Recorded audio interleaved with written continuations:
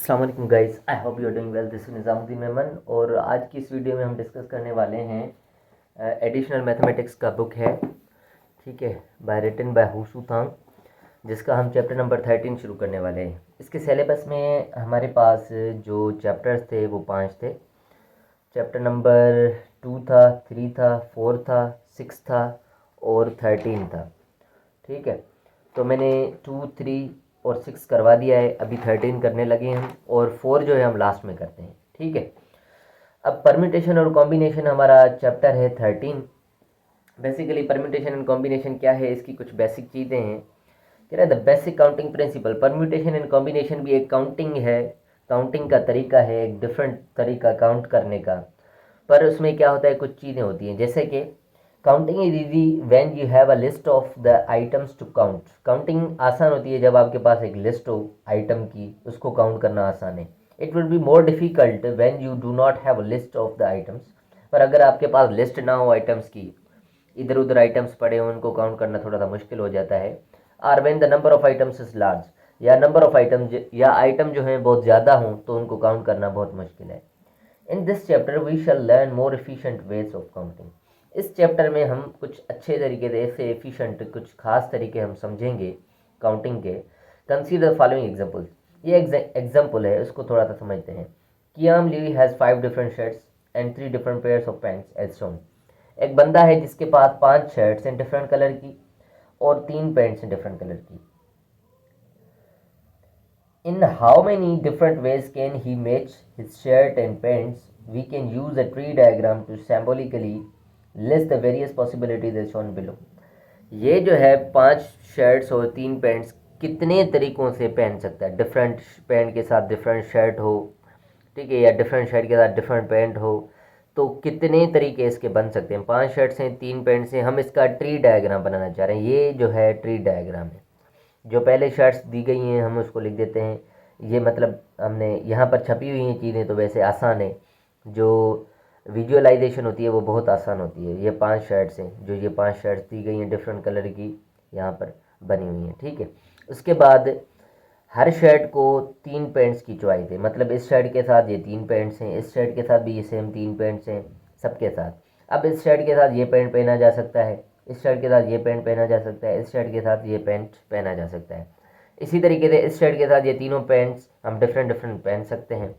इस शर्ट के साथ भी ये 3, मतलब ये टोटल ट्री डायग्राम बना रहा है कि इस शर्ट के साथ ये तीनों पैंट्स पहन सकता है, ठीक है। आपके पास भी होती हैं ऐसी शर्ट्स। आपने कभी मैथमेटिक्स का यूज़ नहीं किया, पर शर्ट्स या पैंट पहनने में आप डिफरेंट कलर उठा देते हैं, ठीक है। किसी पैंट के साथ कोई कलर मैच कर देते हैं, कभी कभी और कलर शर्ट का पहन लेते हैं, पैंट वही रहती है, ठीक है। इस तरीके से हम ये तरीके करते हैं। पर ये जो है हमारा प्रिंसिपल मेथड है कि आपको अंदाज़ा भी होगा कि आप कितने तरीक़ों से एक कम चीज़ों को ज़्यादा इस्तेमाल कर सकते हैं, ठीक है। तो ये कितने लुक्स हो गए, ये 3 3 3, 3 टाइम 5 इज़ 15, 15 तरीके हो जाते हैं। विद द पॉसिबिलिटीज़ के लिए listed we can count the number of ways he can match his shirts and pants is 15। It is amazing that with just 5 shirts and 3 pairs of pants, Kiam Louis can actually have a different looks each day for more than 2 weeks। ठीक है ना, मतलब आपको क्या है कि 5 shirts और 3 pants हैं, उनमें आप 2 हफ्ते से ज़्यादा डिफरेंट लुक्स दिखा सकते हैं, ठीक है ना। If you washes them after use of course, ठीक है, अगर आप वॉश करते रहें और ये डिफरेंट डिफरेंट लुक्स करते रहें तो ये जो आपकी 5 शर्ट्स और 3 पैंट्स हैं 15 दिन से ज़्यादा, मतलब 2 हफ्तों से ज़्यादा आप पहन सकते हैं। 15 दिन 2 हफ्तों से यूँ समझिए ज़्यादा हो गया, ठीक है। तो इस तरीके से ये हमारे कुछ प्रिंसिपल्स हैं। अब इसका कुछ यूँ फार्मूला लिखा हुआ है कि if task A this illustrate the basic or fundamental counting principle. ये यूँ समझें कि थोड़ा सा फार्मूला है जिसके तहत हम क्या करते हैं। If task A can performed in M ways, task A के पास मिसाल 5 चॉइसेस हैं, followed by task B which can be performed in N ways, और टास्क बी जो है उसके पास एन तरीके हैं या एन चॉइसेस हैं, ठीक है। जैसे यहाँ पर शर्ट्स 5 थी, ये एम से रिप्रेजेंट करते हैं, और ये पैंट्स 3 है तो इसको एन से रिप्रेजेंट करते हैं। M into N, M into N मतलब 5 टाइम 3 इज़ 15, तो ये चॉइसेस आपको मिली थी। तो इसी तरीके से ये कह रहा है then task A followed by task B can be performed in m multiply n ways. तो इतने तरीके होंगे जैसे हमने ये देखा था। एग्जाम्पल नंबर 1 है कि Alfred is caught by a surprise test which consists of 4 true or false questions। Alfred को एक सरप्राइज टेस्ट मिली है जिसमें कितने चॉइसेस हैं, 4 ट्रू फॉल्स के क्वेश्चन हैं, 4 क्वेश्चन हैं जिसमें ट्रू और फॉल्स हैं। Illustrate on a tree diagram, इसको ट्री डायग्राम पे शो करना है। The possible ways in which he can answer all the questions purely by guess work.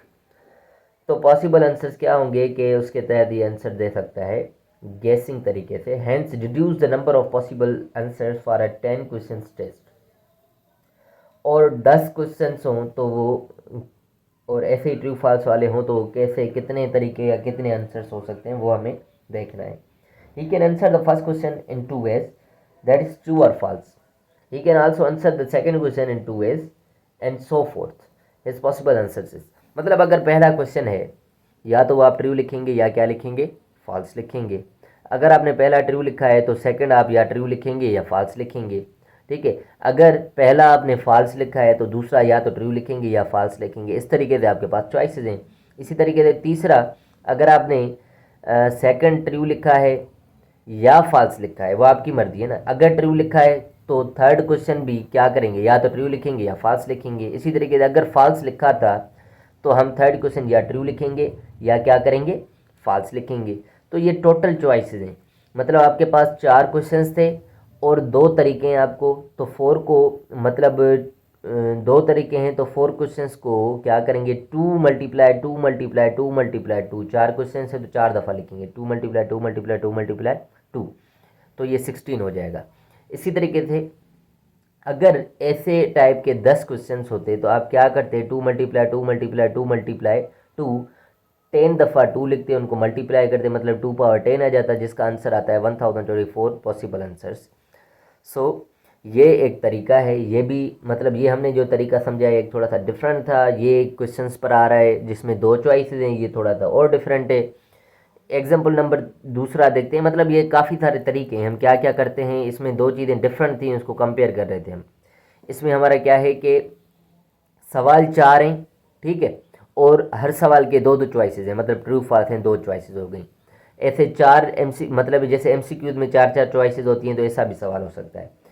इसको हम देखते हैं एग्जांपल नंबर 2 को कि in how many ways can Amy, Bernard and Carol arrange themselves in queue. एक कतार में एमी, बर्नल और कैरल किस तरीके से अरेंज हो सकते हैं। Let us use 3 boxes to represent the 3 places in the queue. ये 3 जगह हमने क्या कर दी हैं, बना दी हैं। अब इस पहली जगह के लिए हमारे पास कितनी चॉइसेस हैं, 3 बंदे हैं, तीनों में से हम किसी को भी खड़ा कर सकते हैं। मतलब यहाँ पर हमारी कितनी चॉइसेस हैं, मैं इसको थोड़ा सा साइड कर देता हूँ यहीं पर ही, ठीक है। तो यहाँ पर जो बॉक्स बने हुए हैं 3, ठीक है, इस बॉक्स के लिए मेरे पास कितनी चॉइसेस हैं, बंदे टोटल हैं 3, तो तीनों में से मैं किसी को भी खड़ा कर सकता हूँ। मेरे पास चॉइसेस हैं 3, मेरे पास चॉइसेस कितनी है, 3 है। इसी तरीके से अगर मैंने एक बंदे को खड़ा कर दिया, कौन से, एमी है, बर्नर्ड है और कैरल है। लेट सपोज मैंने एमी को खड़ा कर दिया, ठीक है, बाकी ये 2 बंदे रह गए। यहाँ पर फिल करने के लिए मेरे पास कितनी चॉइसेस हैं, 2 चॉइसेस हैं। या तो मैं बर्नर्ड को या कैरल को, दोनों में से किसी को भी एक को खड़ा कर सकता हूँ। तो मतलब मेरे पास चॉइसेस 2 हैं, ठीक है। अगर मैंने बर्नर्ड को खड़ा कर दिया तो मेरे पास बाकी रह गई एक चॉइस, तो मैं वो यहाँ पर फिल करूँगा।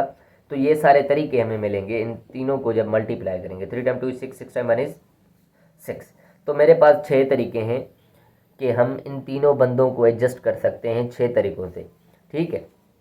किस तरीके से, अगर मैं मिसाल दूं कि मैंने अगर एमी को खड़ा कर दिया है पहले, फिर बर्नर्ड को, फिर सी, ABC, एक तरीका ये हो गया, ठीक है। नंबर 2 ACB, इनको मैंने आगे पीछे कर दिया। नंबर 3, ठीक है, मैंने ए पहली प्लेस पे रखा था, अब मैं पहली प्लेस पे ये हटा रहा हूँ, ए, मैं क्या कर रहा हूँ, बी रख रहा हूँ, BAC, ठीक है, बी यहीं पर रहे, इन दोनों को शफल करते हैं, BCA कर दिया। इसी तरीके से ये 4th तरीका था, ठीक है। और 5th, अब मैं बी को हटा रहा हूँ, सी पर यहाँ पर रखा हूँ, CAB।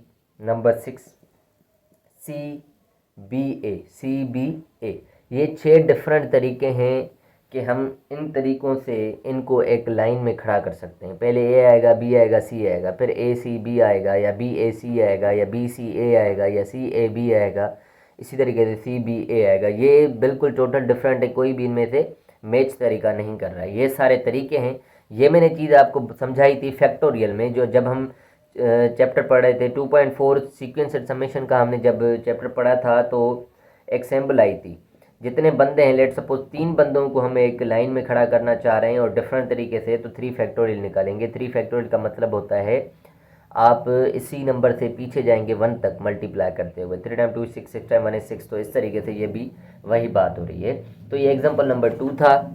आई होप कि आपको समझ में आया होगा। ये फ़िलहाल के लिए काफ़ी है इतना, क्योंकि वीडियो काफ़ी लंबी हो रही है। ये इंट्रोडक्शन था इस चैप्टर का, या 13.1 का कंसीडर करें। तो मिलते हैं नेक्स्ट वीडियो में एक्सरसाइज 13.1 के साथ, जिसके हम 1-2 क्वेश्चंस देखेंगे वीडियो के लेंथ के हिसाब से। So thank you so much for watching my videos. अल्लाह हाफिज़।